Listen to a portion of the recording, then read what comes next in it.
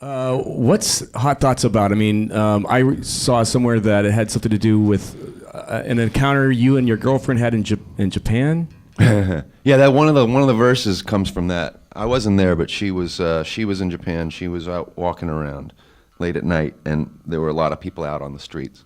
And some guy came up to her and said, and complimented on how bright and beautiful and shining her teeth were. And they couldn't really speak. He couldn't speak a lot of English. She couldn't speak any Japanese. But that was the one thing that he got across to her, and I guess he was hitting on her. Because that's what all of us do. We always see a beautiful girl. We're like, hey, you beautiful teeth. It's unique, right? Yeah. It's an approach. It didn't work. I don't think so. I haven't heard that part of the story. But anyway, yeah, when I was I had the title Hot Thoughts, and then somehow that story was fresh on my mind, and it kind of seemed to work when I was coming up with verse lyrics. Absolutely. You work with Dave Friedman on this record, the second record that you've worked with him on. What does he bring to the table for you guys? Pipe in whenever you feel like it.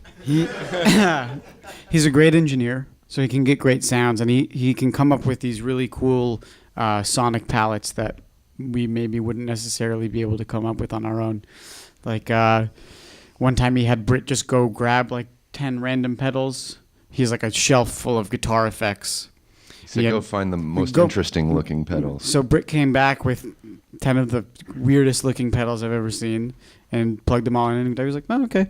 And then he got the sound that we put in between Whisper? in Whisper, between the to two hear sections of Whisper I Listen to Hear It. Right. It's like two different songs kind of. Yeah. There's kind of like this crazy noise thing that happens between the two parts, and that was something that he did. Which is great. I'm glad that you brought that up, because I love the fact that the album starts with Hot Thoughts, which really kind of sets up the entire album, and I love how it goes into Whisper. I mean, it's a cool transition. Oh, thanks. Yeah, do you we worked on that do you a think bit. about sequencing a lot when you put together a record? Yeah, and we worked on that specific transition quite a bit.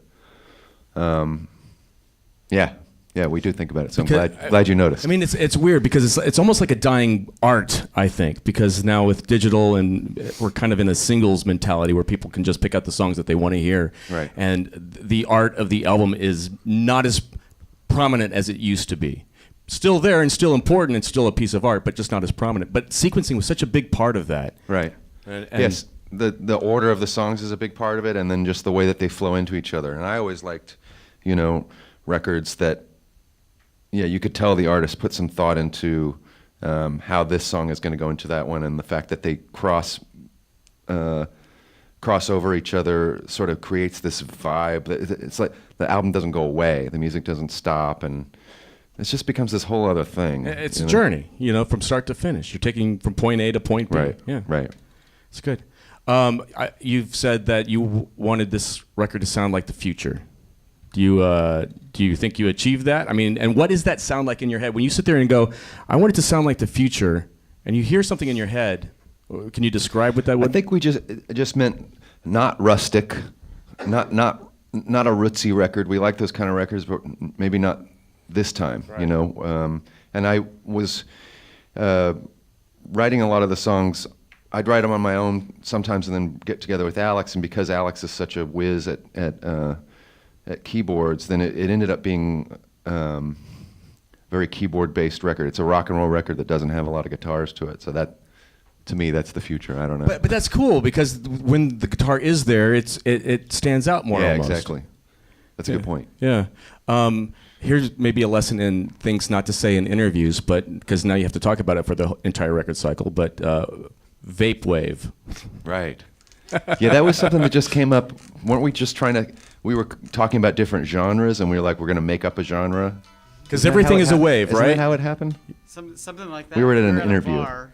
with Kelly from Stereogram, right? Stereogum, yeah. Stereogram. I think that's how it happened. We were just talking about different, and so we were like, well, what kind of wave would we be? We'd be vape wave. I've moved on to Clown Wave. Yeah. Clown Nation. Clown Nation. Yeah, you got to call things something, right? And then you also have this thing, the Aura reader, which you've hooked up with Spotify. forgot about that thing. Which is really, but Is it's that still up there? Yeah, it is. It's cool. You create your playlist of Spoon songs, and then it comes up with a readout of your palette, I guess, of your aura of Spoon songs. I did mine. Danceability's at 71%. Right. Energy's at 76%. Liveness at 23%. I don't know what that even means. You need to work on that liveness score. And Valence, 78%. So you might want to check it out. It's a really cool thing. You can go check out.